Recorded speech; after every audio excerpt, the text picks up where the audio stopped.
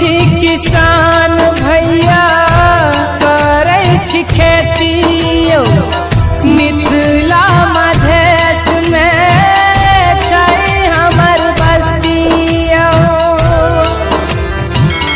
धोती अकुरता से अछि पहचान यौ गमछा के पगड़ी बान्हि के कटै छियै धान यौ।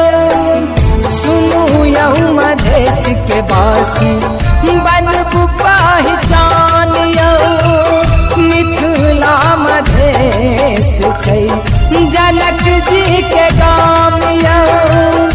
हम छी किसान भैया करै छी खेती यौ मिथिला मधेश में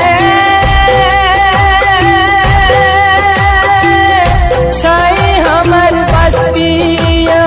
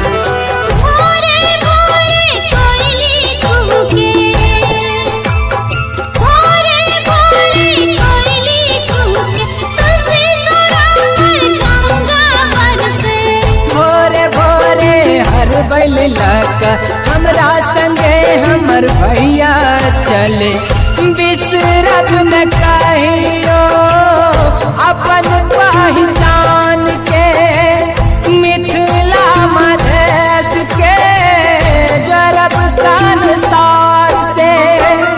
हम छी किसान भैया करै छी खेती यौ मिथिला मधेश में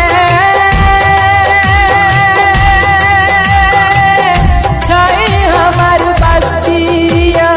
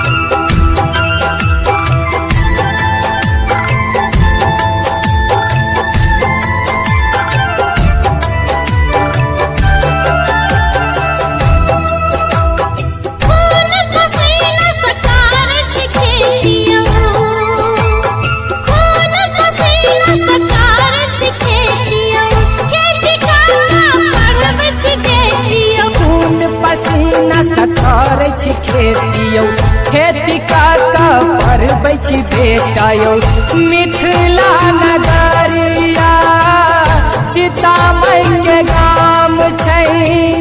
हम छियै मैथिल भैया